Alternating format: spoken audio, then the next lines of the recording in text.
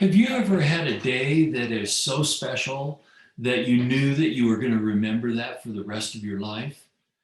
Well, I had one of those days recently, and I wanted to just take a few minutes and share with you what that day was like for me. I'm calling it a day with the King. This is one of the best days of my life. I was affected in profound ways. I was encouraged and challenged and inspired. And I just want to tell you about what happened. I decided to spend the day alone with Martin Luther King, and to it was on MLK Day, and I thought, what a great way to celebrate the legacy of a true icon, and one of the people that has had a huge positive impact on our society. So I cleared off all the activities on my calendar, and I decided to just devote the day to learning about Martin Luther King and what he did and what he said, and really think deeply about what that means for us in our time, in our day. And so I kind of went into this whole experience with an open mind and an open heart. And I was really searching for answers. I've been kind of deeply troubled by the experiences that we have all seen unfold over the last year. And I really wanted to get clarity on that, and specifically on what I can do in this world. And I felt like by the studying the legacy and the life of Martin Luther King Jr., I felt like I would gain some insight. And sure enough, it was really challenging. The experience, I went into it with an idea that I just wanted to learn. I wanted to understand, and I wanted to really gain some answers to what is taking place, and really look at how I can have courage to look into not only the good things that are happening, but also some of the dark things that are happening in our society. And so I committed to what I call looking into the abyss, and to just accepting things the way they are, and then figuring out what I can do about that. I'm really looking for inspiration, and I think inspiration is a critical thing that oftentimes we are looking for inspiration to find us, but I found that inspiration is often found when I actually go and search for it. And so I've become very intentional over the last few years about seeking inspiration. And so this day was really built to help facilitate that. So this experience took me from the mountaintop to the deep, dark valley. I looked at the best of humanity, and I looked at the worst of humanity, and you can see this all play out in the stories that surround Martin Luther King, and the struggles over equality and freedom and justice and all those things that we hold dear. And I believe that this is the essential struggle of our generation. This is the essential struggle of this time in this place. And we've got to get this right. If we lose on this one, we lose everything that we value.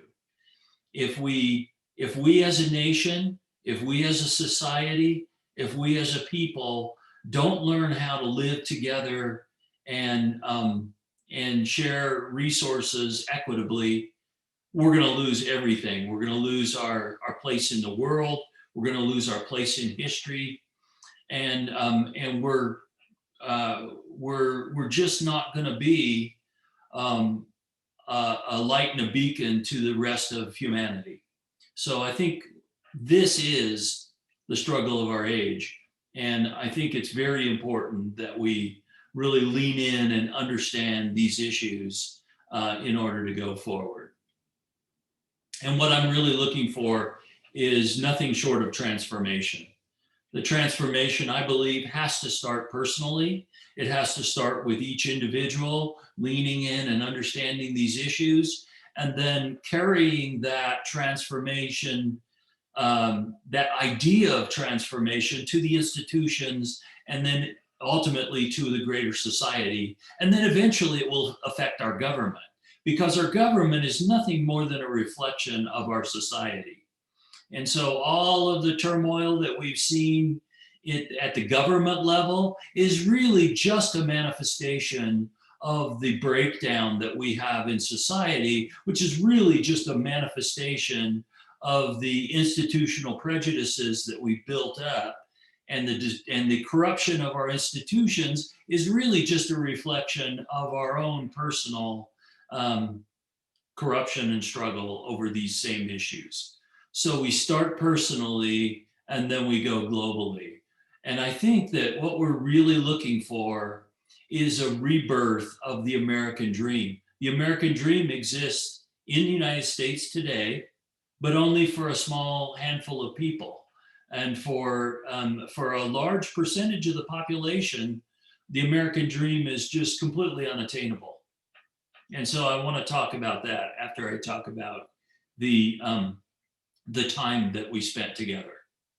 Again, Martin spoke and I listened, and I tried to listen very deeply.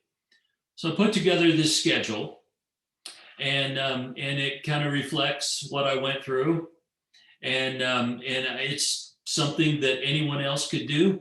And it starts with the March on Washington.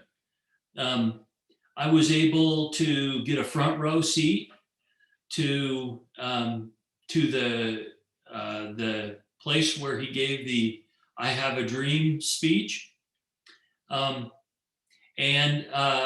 in the notes on my website, and in the slides or the notes, either way, if you click on this link here, it will take you to NPR's website, which has the best recording of the experience in 1963.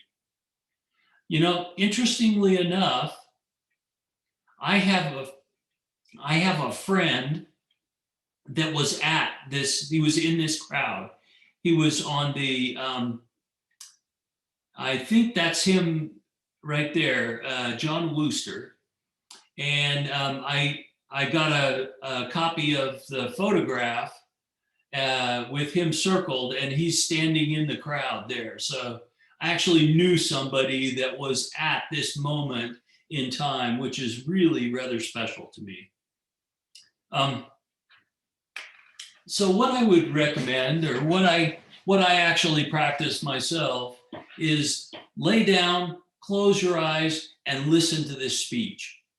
And yeah, I got to be honest with you, I cried like a baby when I heard what he was saying and why he was saying it. And I thought about how that relates to this moment in time. It was deeply moving to me, and perhaps it might be deeply moving to you. So if you don't get anything else out of this talk, I really encourage you to go listen to this one gem. This is one of the great orations in all of human history, really. And I think it's just worth listening to over and over again. When you're feeling down, go listen to this speech, and I'm pretty sure it's going to give you a boost.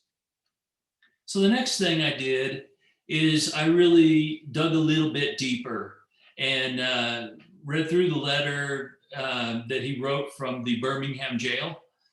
and read some stuff about leadership lessons that were learned from the legacy of the civil rights movement. And these things, again, just kind of filled out the story. What is happening now, and how does it relate to things that have happened before? And what were some of the things that we can learn, some of the lessons that we can take away from that experience? And again, these are all resources that you can just click on and get immediate access to. So that will get you around and give you some resources that you can chew into at your leisure. Then the next thing that I did is I really spent some time in trying to understand the context in which he was functioning. And this Why Can't We Wait was one of the later speeches that he did. And it's actually a book that he wrote talking about the need for change in the immediate future, as opposed to just living with the status quo. And then this last link that I give you here is a book that he was working on at the time of his death. And so this has his latest thoughts on society and institutions and government and equity and justice and all of those things. They're terribly enlightening. I just bought this book a few days ago, and I haven't really had a chance to read it fully. But what I have read is really excellent. And so I leave that to you as a resource that you may want to pursue. And then this was absolutely amazing. It's a video of his last speech, and it's chilling in that the things he had such a clear sense of what his mission was, and in this speech he really talks about how that mission is being wrapped up, and he had a sense of his impending death that was really uncanny. And you know, again, when I listened to this, boy, it's hard not to be in tears. So I just recommend that if you only do two things, I would do the I Have a Dream speech, and then I would do this particular video, and then just really think about what does that mean for us right here, right now, and what we should do. So I believe that every generation experiences a defining moment. And I'm going to call that a time of reckoning. Every generation. So that means about every 20 years, something astounding happens. And the civil rights movement was one of those times of reckoning. And then fast forward, fast forward 60 years, and here we are again at another time of reckoning. And if we go backwards in time, we can see our last time of reckoning was really the moment of 9/11, where it brought things into sharp focus that had not been seen before. You can call a time of reckoning a wake-up call. And right now, this is the time to wake up, and this is our time of reckoning. And what's at stake is the very soul of America.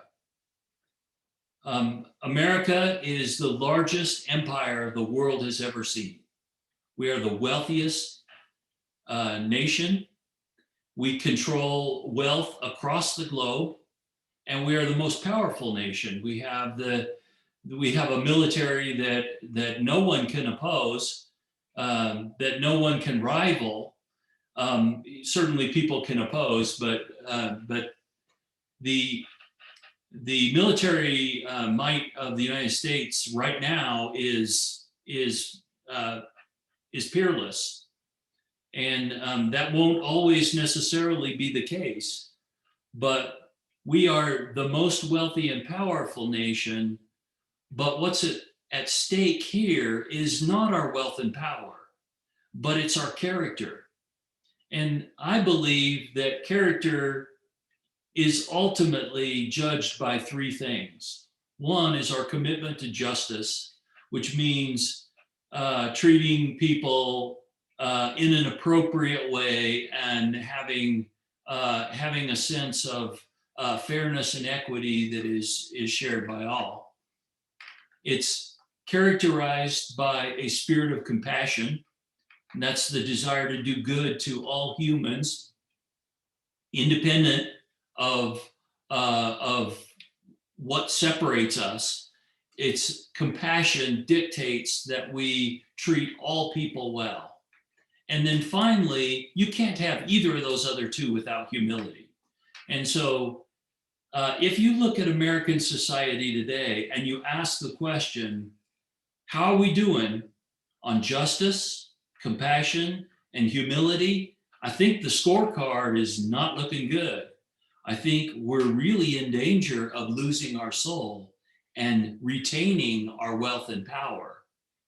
And that's going to be an ugly place for the world if the most wealthy and powerful lose their moral authority, let's call it that, their character, their soul. And what's happening is there's a major struggle asking whether we're going to be elitists or whether we're going to share the wealth and power across the world and even within our own borders. Because this move toward elitism is seen in the global context, but it's also seen at the community context and then at the national context as well. So we're really in a struggle for who is it that we're going to be as a people. And as America goes, so goes the rest of the world.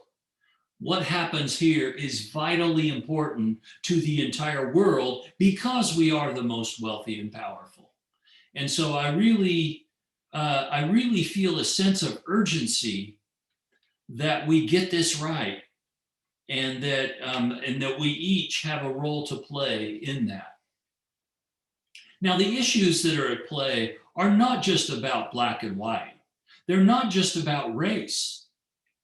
In fact, there are, as I see it, there are four main issues that separate us, separate us into two groups of haves and have-nots that are insiders and outsiders. And the first one of those is a wealth gap. And I'm going to say a lot more about this in the future, but the wealth gap is the largest it's ever been in our history, and we're in danger of having basically a social collapse around the polarization of wealth in this nation. And again, it's the same issue that plays in race. There is a group of people that want to control everything and that want to take everything for themselves. And then a large portion of the population is basically locked out of any opportunity. Then there's a race gap, which is also a culture gap. So race and culture go hand in hand. And we use race as a shorthand for culture.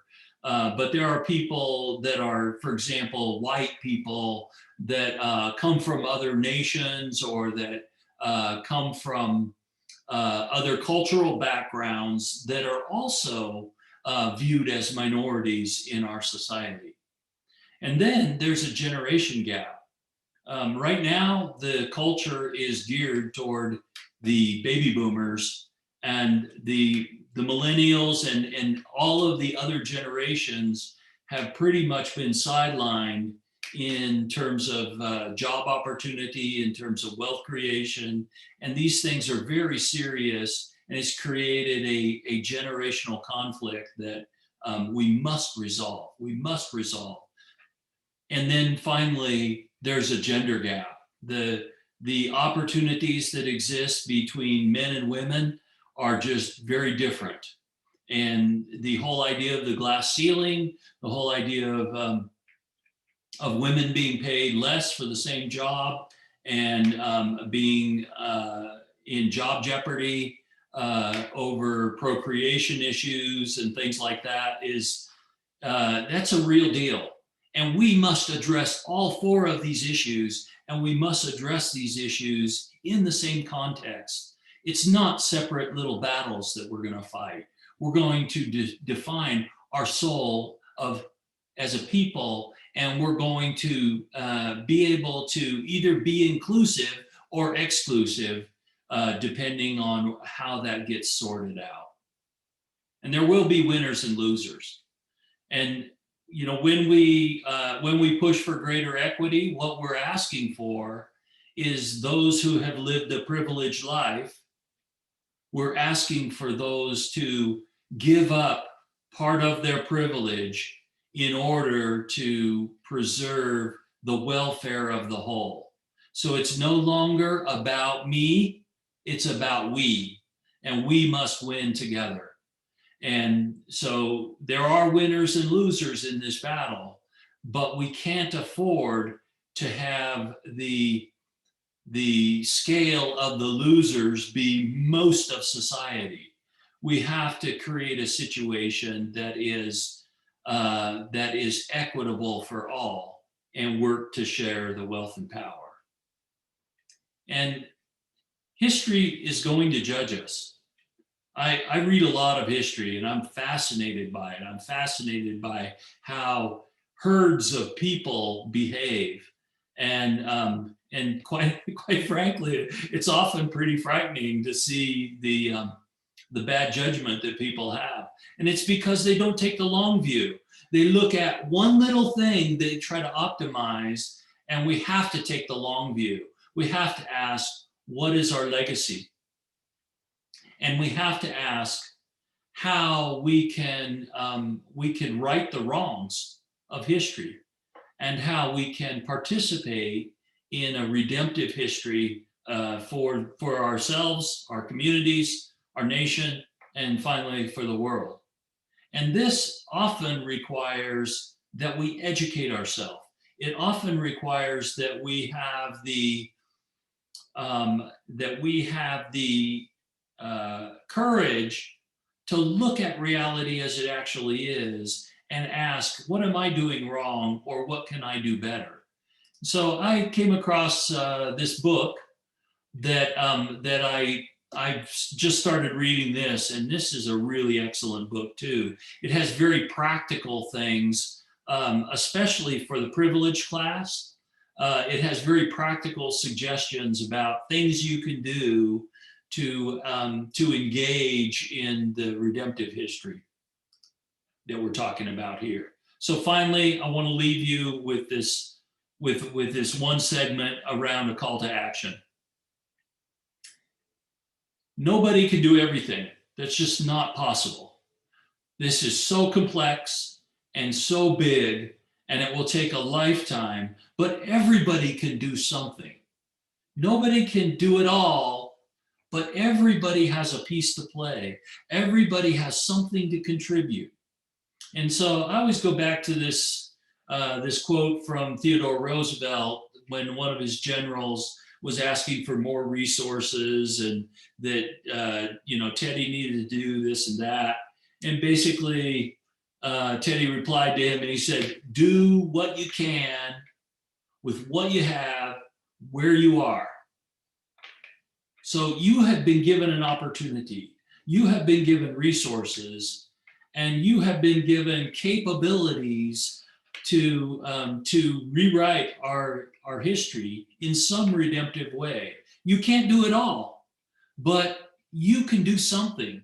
And so my call to all of us, including myself, is that I want you to pick 3 actions, 3 things that you think are suitable size that are kind of different, that are in different areas. Maybe it's create a new relationship with somebody. Maybe it's read an article. Maybe it's sit down and listen to I Have a Dream.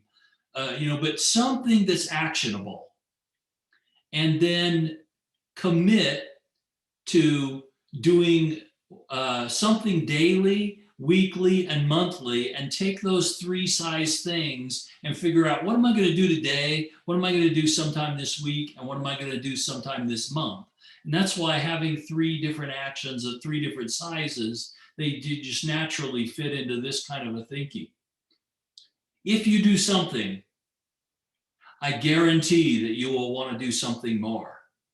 So the biggest step that you can take is the first one. Because if you do something, you'll see that you can do something more, and you'll get joy out of the something that you do. And the something else will come as a logical byproduct of doing that. But if you just think about the big picture, you'll feel overwhelmed, and you'll feel like you just don't even know where to start. So this leads me to the final point I want to make in this message. Start simple, start now. There's something you can do immediately. Do something that is both small but significant. Don't do something glorious and that you'll never get to it. Something that is you're not going to change the world in your first shot, but you might change your attitude in some small way, or you might maybe open up to a reality. You may watch a movie about racism, or about you might read a book about, or maybe even a blog, or like I said, these articles that I've given you in this segment. Just maybe click through a few of those and see what hits your fancy. And then the next piece is influence other people. If you have an idea, if you have an urging, if you have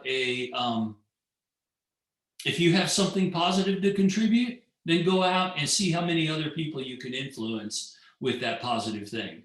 And then just do it over and over and over again. Once you do it once, you'll want to do it again. And once you do it again, it becomes easier to do it time and time again after that. But start somewhere, and start now. Thank you.